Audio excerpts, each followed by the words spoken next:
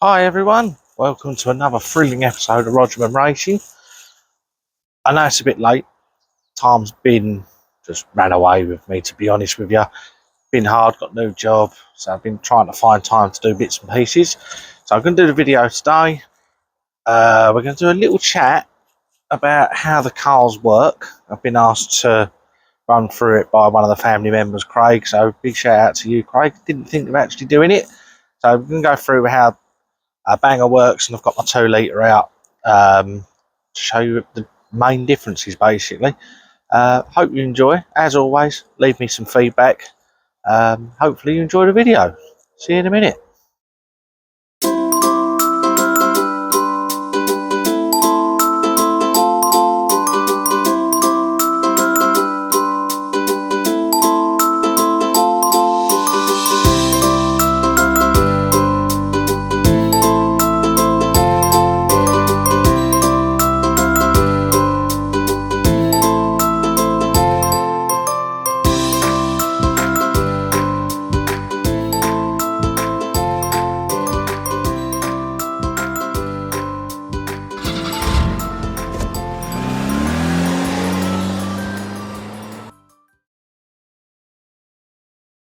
Okay, so we'll start off with Harry's banger.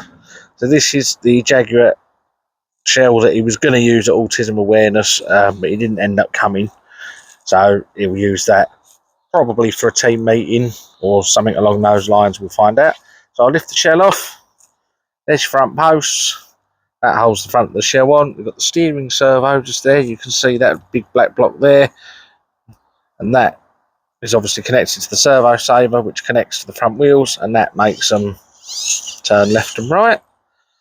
If I turn the car around like that, so up from this angle, amongst all the wires, it's Harry's speedboard. And yeah, what we call an S-disc. So when you go forward on the throttle, the disc moves, it sends a big thing round to the motor, which then drives the pinion and the spur gear and makes the car go forwards or backwards, depending on what way you want to go. There's a little resistor on the back of that speedboard, the little white block there, and that basically helps the car regulate its power. So these are run predominantly on a 4-cell battery, so 4 batteries put together. Harry is running, I think, 3700s. In my bangers, I'm running 4600s. Main difference is the 4.6s give you a little bit more kick, make them a little bit quicker. And that's what I put in them. So if you look at Harry's, I've just noticed it and it's horrific. If you look at Harry's front wheels, if I do it from a top angle, you can see one's dead straight and one is horrifically bent. Probably because he's got a bent kingpin. Let's have a little look. Oh yeah, that's very, very loose.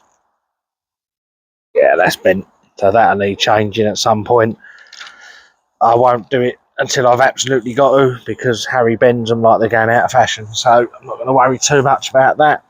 So Harry's receiver, as you can probably see, is what we call a 3-channel. So you've got battery, 2-channel, sorry. He's got your battery connector, which goes into the speedboard, and then he's got your steering and his throttle.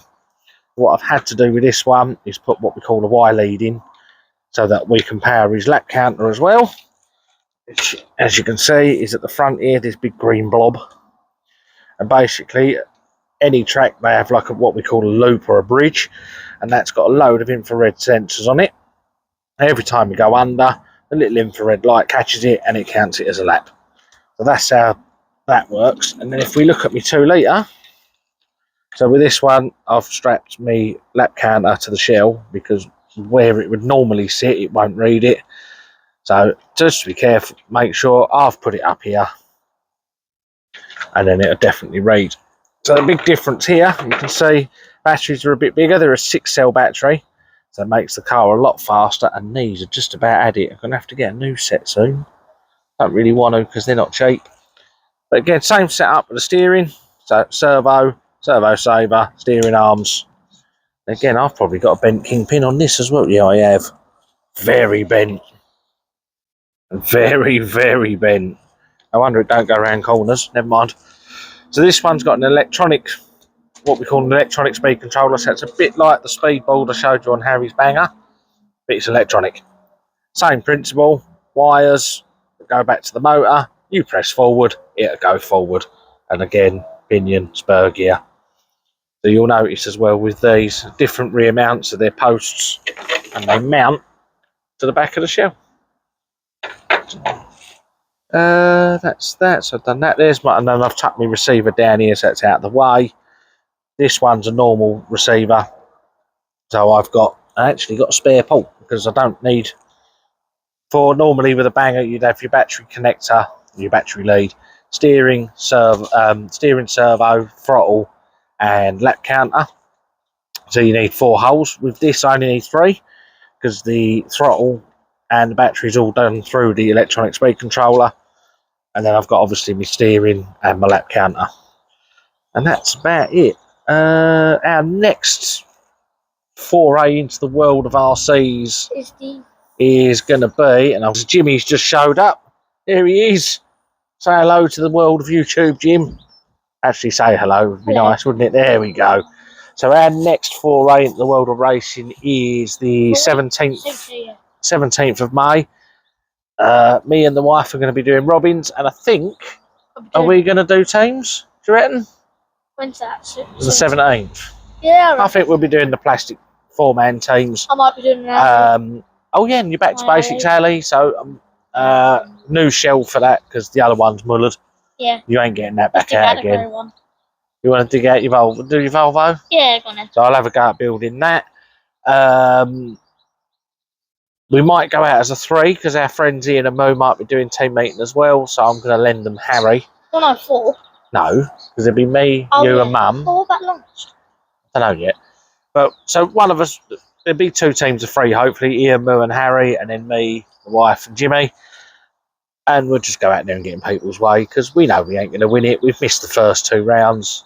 We'll just go out there and have a crash, probably. Or Jimmy will probably go out there and have a crash because he always does.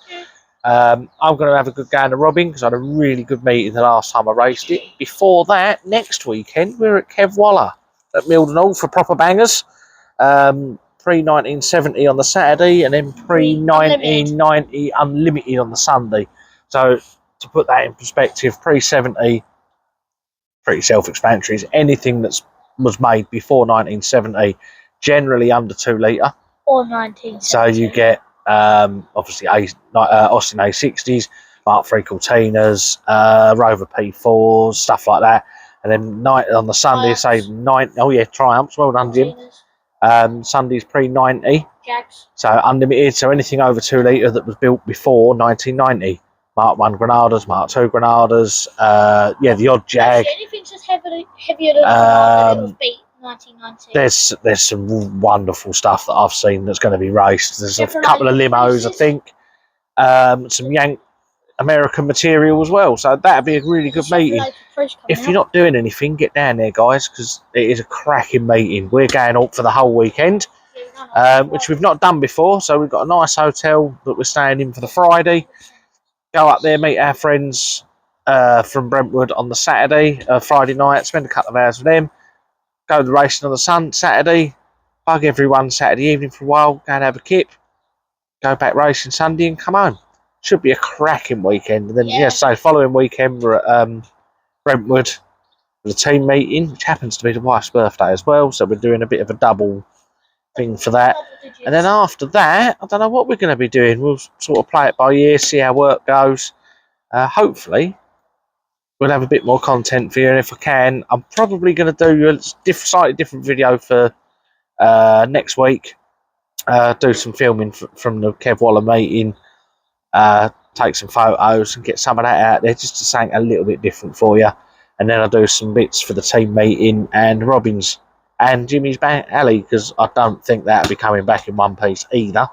It might. It depends if he wants to go racing or not, but we'll see. Yeah, it is a new shell. It's going to be a brand spanky new one, never been used, so you might. I've probably got some primer somewhere. We'll sort something out. So for now, that is it from us. Jim's just wandered off again. Say bye to everyone, Jim. Any words of wisdom from you before we go? It's going to be a cracking weekend. There you go. Jimmy's seal of approval. He looks forward to Kev Waller meeting because he gets to see plenty of crashing, Yeah. and everyone has a big smile on their face, and that's what racing's all about, whether you do real bangers or RC stuff like we do. That's it for now, guys. Have a wonderful weekend. Look after yourselves. As always, give us a like, give us a subscribe. Doesn't cost you anything. And drop us some feedback. What do you want us to do? Should we do some more shell cutting? Should I do a bit more on like the free wheelers? What sort of stuff do you want us? What do you want to say? And if we can do it, we'll do it. Stay safe, everyone. Have fun, and we'll see you at the next one.